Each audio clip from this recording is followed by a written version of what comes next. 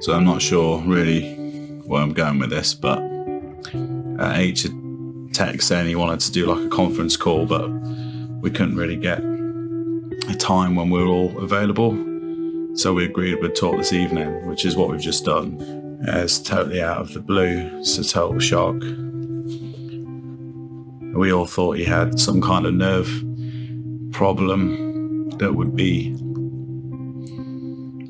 temporary, or it would work its course and then he would get better. But this is much worse news than that. Yeah, just thinking of Henry and wishing him all the best, really. And I've told him on that on the phone. We've told him, we'll be here for him no matter what, and try and just help him through it.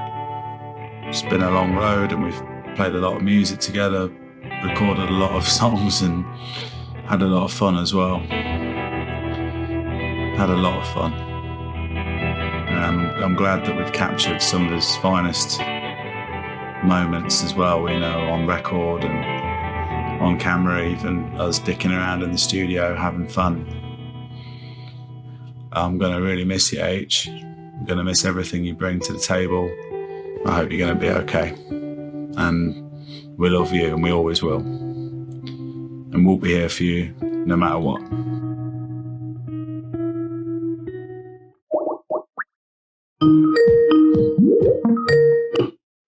Hello. Chris, how you doing? Hello, mate. You all right? Yeah, not bad, thanks. Not bad. Good. Have you got yourself a beverage? I've nearly finished it, to be honest. I might have to go and grab another one, but yeah. Excellent. Cheers, mate. Cool. Okay. Well, we got quite a bit to talk about, really. Well, yeah. Mad times. Yeah, it's been a mad few months, but particularly for your fine self. So we'll get into that in a minute. So yeah, anyone who's been watching might have noticed that since about October last year, we've not actually done any gigs with yourself. We had to do a couple of shows as a 3-piece, and obviously a couple of shows we had to get a friend of ours in to sort of help us out. So yeah, something of a story to be told here, really. Yeah. To say the least. So yeah, it's been a good few months since we've actually shared a stage together, and that's because you started to notice something wasn't quite right with your not just your playing, but your body. When did you first start to notice that something wasn't quite right? Well, I can remember before the last gig we did, we were together for a recording session for Race Against the Sun Part 2. And just before that weekend, I'd started to notice it was quite subtle, but an odd sensation in my right arm at the time. And then that obviously developed from there. But this was going back to August last year, I think, August 2019. I remember that because I remember you saying you were sort of struggling a little bit with you had a bit of numbness, wasn't it? That's exactly it. Yeah. So we then had a gig, didn't we? I think it was with the Valafar boys in Keithley. Yeah, it was, yeah. And I remember you kept dropping your plectrum, didn't you? Yeah. At that gig, I think that was a few weeks later from our recording weekend. I mean, things had developed. It got gradually, slowly worse, and I lost the ability to consistently grip with my right hand. And there's this strange sort of tightness feeling around a couple of the fingers as well. And hadn't really put it to the test. And then we did that gig, and I was regularly dropping the pick throughout the set, and there we go. So people understand, it was like a few times a song, wasn't it? Yeah, it was. It got to the point where you just looked at me and you were like, don't know what the fuck. Exactly, yeah. What's going on then? So we knew, I think we knew at that point something wasn't quite right. You'd started doing some taekwondo, and we sort of were wondering whether or not you'd maybe done some sort of injury, or... It was a possibility. As it turns out, it wasn't that, but it could have been. So, yeah. Yeah, I remember we were kind of like, oh, maybe you've pulled something, or you went to the GP, didn't you? Yeah. So the first port call, I went to the GP as soon as I could after the weekend of that gig. And his analysis initially, and because the symptoms are so similar, he said I had something called brachial neuritis, which is sort of inflammations of the nerves coming out of your brachial plexus, which is just in your shoulder here. And that was the original course of investigation. And he then referred me to a physiotherapist who I couldn't see for another month, I think it was, but that's where we were at that point. Yeah, I remember we were working under the advice that doctor had given you. We were kind of waiting, weren't we? And we were kind of, everything we were planning was kind of based on this idea that maybe it would, within about 6 months or so, it might improve, wasn't it? Yeah. And then it got to was it about December time last year? It was November, and when I eventually saw the physiotherapist, I think that might have just been in October, he referred me for an MRI of my shoulder and my spine, upper spinal column. And once I'd had that done, I got a very cryptic phone call back from the physiotherapist saying, oh, your brachial plexus is fine. You don't have that, but we're having to refer you again, with very, very little detail. But there was obviously something that they'd spotted on this MRI. And I then got an appointment through with the NHS, which was A, in Croydon, which is quite a long way away, and it's not an easy place to get to. And B, it was a number of months later, and I'm sitting here thinking, well, hang on a minute, I need to know what's going on here. So at that stage, we decided to pay for a one-off consultation with a private neurologist who could actually look at this MRI and give me the outcome. And that's when I got the news of what was wrong with me. So what did that consultant tell you? What he thought was the matter?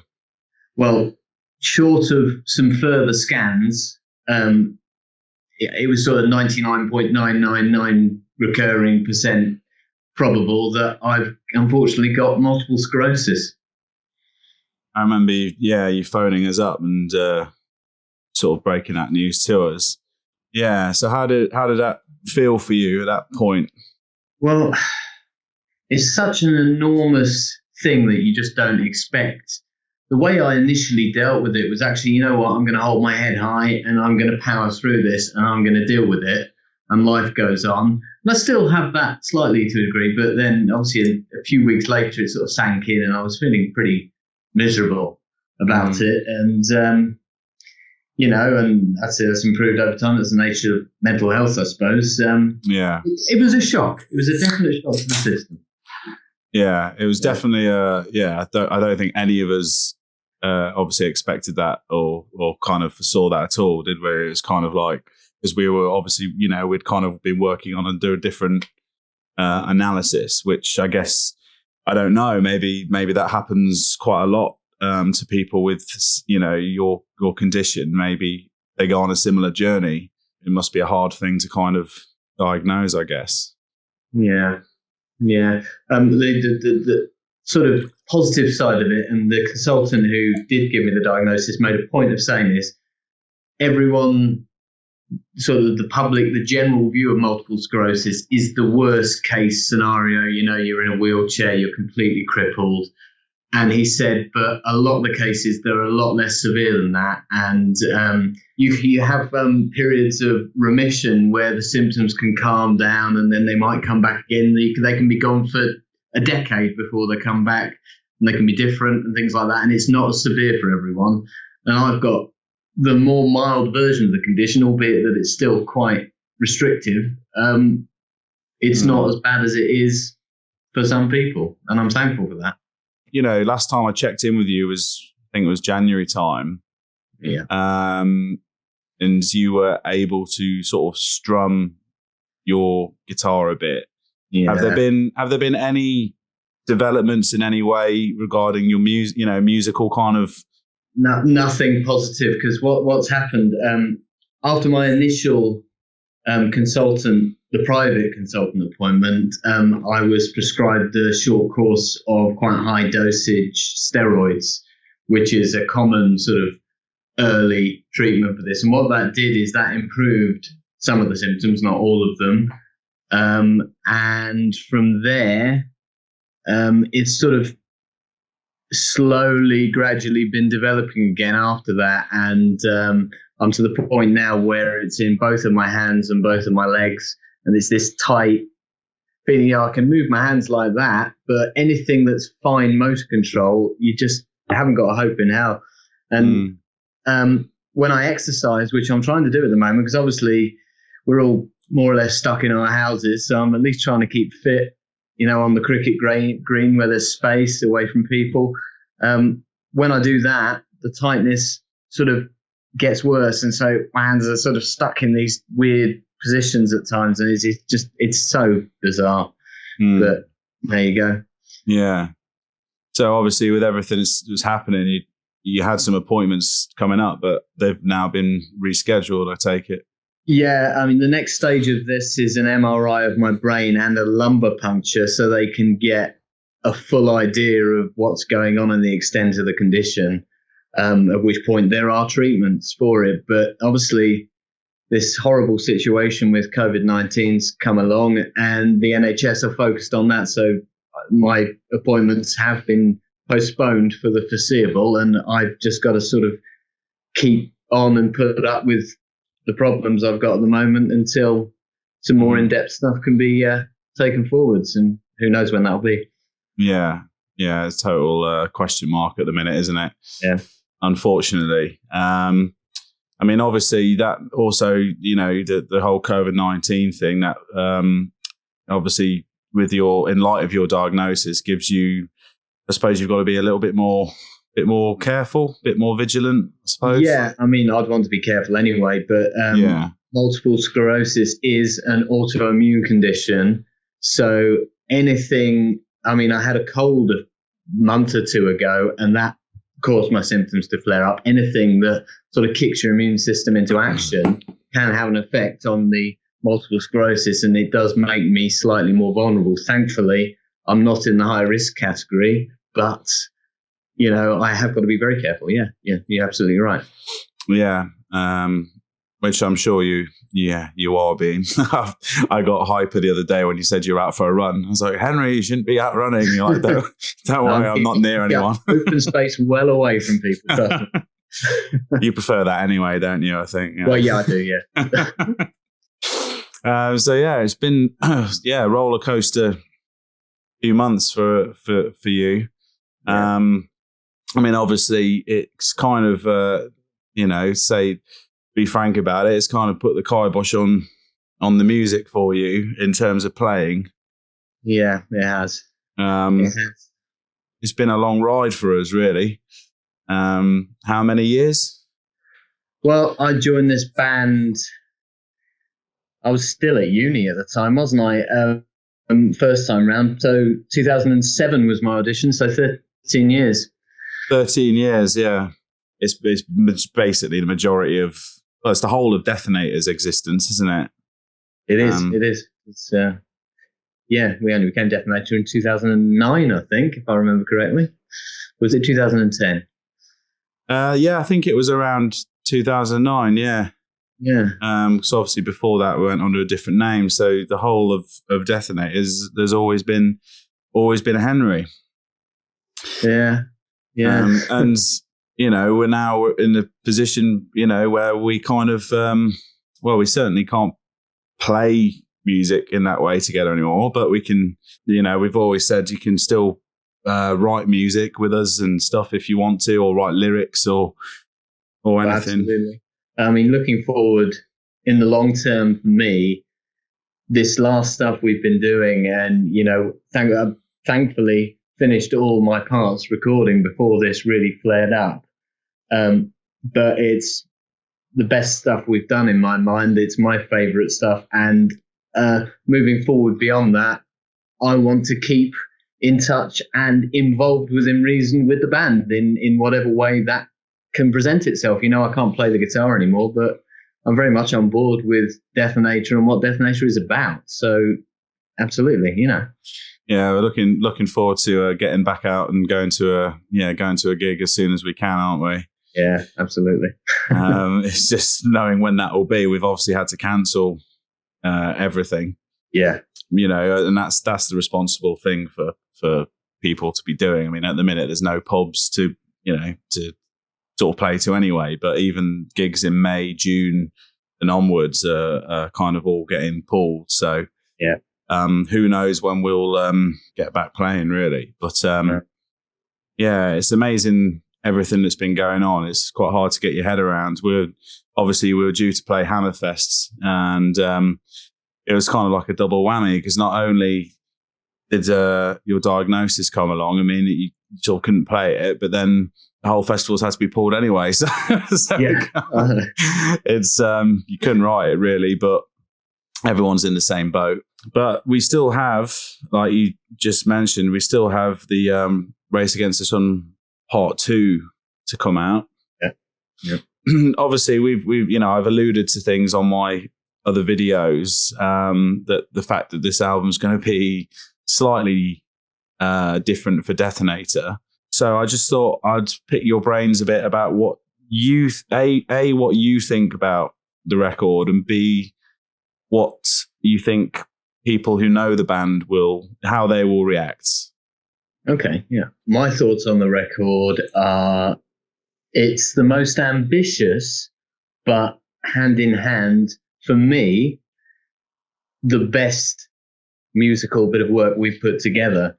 And that goes back into my love of bands like Dream Theater and indeed Nightwish, and I know they were a big influence on the writing process for this.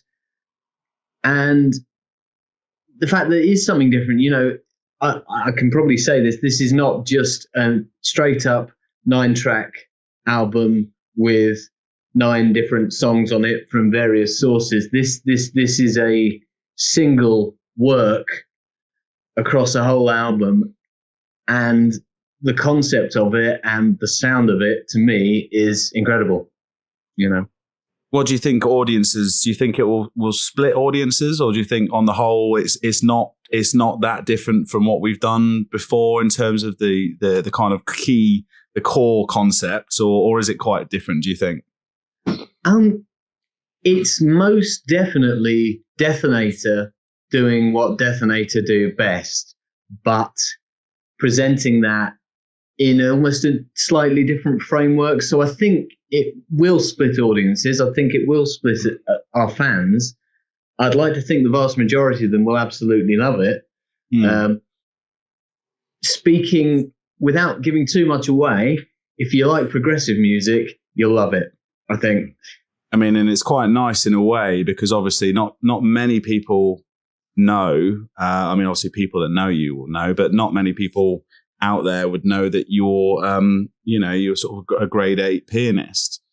And we've put your violin skills to use in the past on tracks like The Bleeding Dark, which is on Return to Damnation, obviously, and but we've never really exploited the piano side. So we went out and got a keyboard and gave it to you. And how did you find that at the time, getting back into that? I loved it. Because I used to play the piano, and like you say, I went through the grade system, and I used to play it all the time. Once I went off to uni in Scotland and I really got into my guitar playing, I sort of let the classical instruments fall by the wayside a bit, and I'd not seriously played for quite a long time. And then we got the keyboard, and I was presented with these potential parts to put on to part 2, and I discovered, hang on a minute, I can still do this. And then with a bit of practice and a bit of work, I fell very easily back into playing it. And I thoroughly enjoyed that part of the process, Yeah. Yeah, it didn't take long. I remember there was an initial session where it was all quite humorous, because you're sort of finding your feet with it again. But it didn't take long for you to kind of get to grips with it. I remember it sort of ignited something in you that had obviously been laying dormant for a while. So, I think that, it's nice that, especially in light of everything that's happened since, it's nice that we've kind of captured that on an album.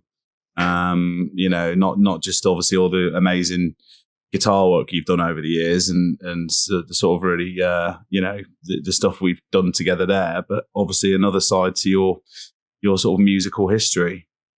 Yeah, no, absolutely. I'm over the moon that this happens to be the end of my career playing in Dethonator, but I'm leaving having left my mark like that. It's wonderful. It's a wonderful feeling. Well, we certainly, so we couldn't have done that stuff without you. There's some amazing pieces of playing and some vocal as well on there. There's a few notes that I couldn't do that you stood up and got in front of the mic that we've retained the takes. So there's a bit of you all over it, to be honest. So yeah, I mean, looking back then over the last 13 years, have you got any standout gigs? And conversely, have you got any gigs that you wish had never happened? Yes, to both. I think because at the time it was such a huge step for us, and I can't remember how many years ago this was now. It was quite a while ago.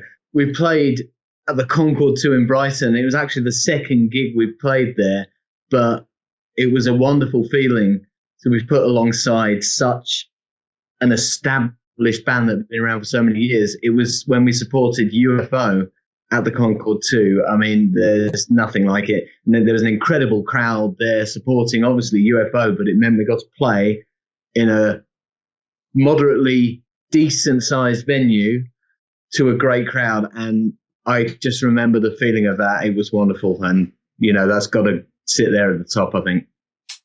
Yeah, that was definitely a good one. You're quite right, though, to actually be on stage with sort of led people with genuinely like legendary status was pretty awesome. I also remember there were 3 drum kits on the stage, and we had about this much room at the front to put our amps, but we made it work. I'd forgotten about the drum kits. Actually, put that as the worst gig ever. I think. Yeah. What about the other end of the spectrum then? Is there any gigs you just had an absolute mare, or the venue was having a mare, or I can think of a few. Yeah, there have been a few.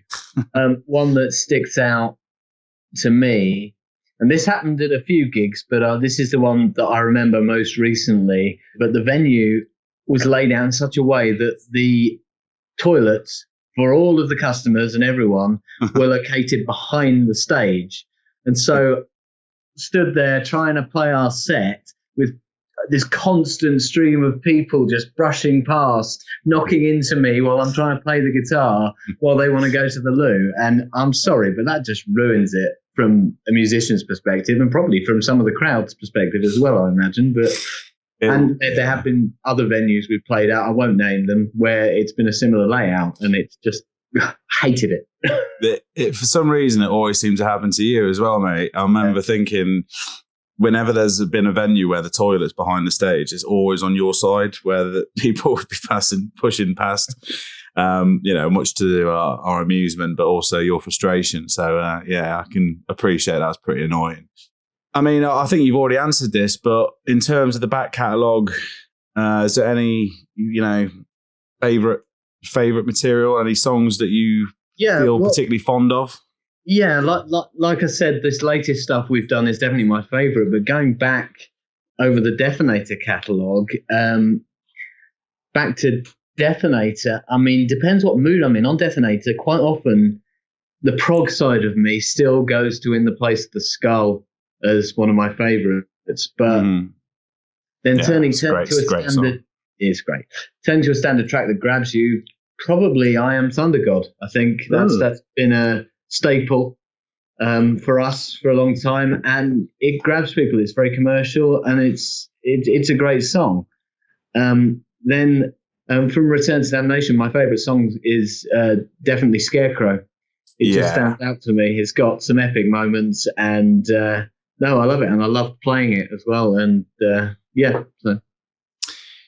some people might not know, but you actually used to front the band and sing before we were Dethonator.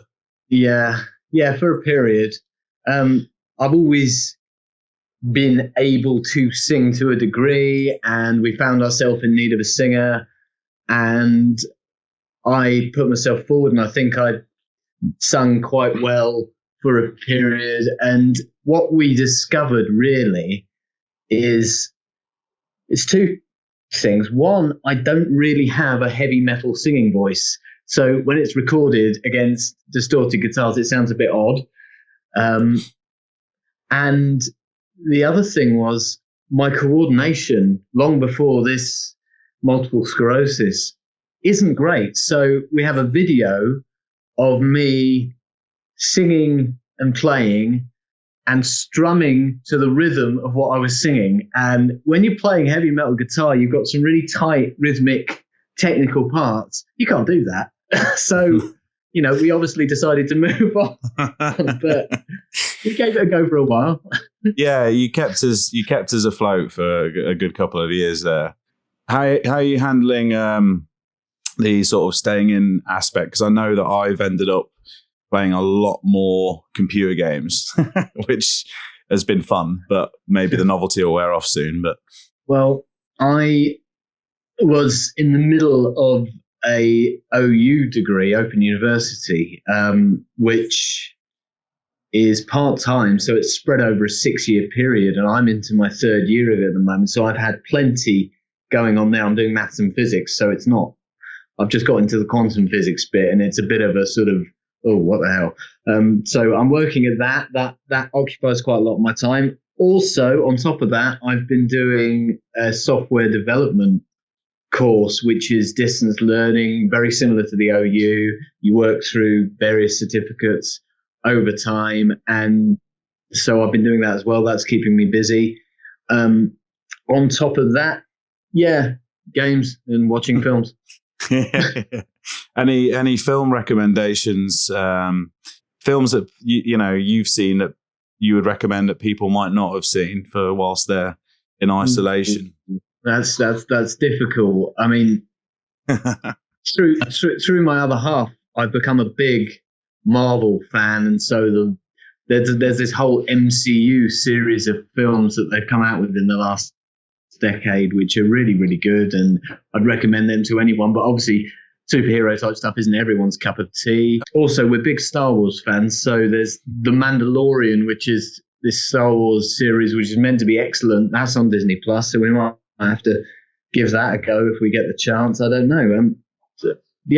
And if you want to laugh, you can never go wrong with the Cornetto trilogy. So Shaun of the Dead, Hot Fuzz, and World's End. Definitely. Yeah, that's definitely up my street. When we'll all go to the Winchester and wait for it all to blow over. Excellent, mate. Well, we were going to do this in person over a few jars, weren't we? But obviously we couldn't do that in the end. But all the same, it's nice to see you. Always in this, even though it's not quite as we'd have liked it, but no. But here we are. So I'm sure we will, like you were saying earlier, we'll carry on keeping in touch, and take care of yourself, man. And we'll catch up soon. Yeah, we'll do. And you guys take care of yourselves and spread that to the others as well, John and Ads and everyone out there. Take care.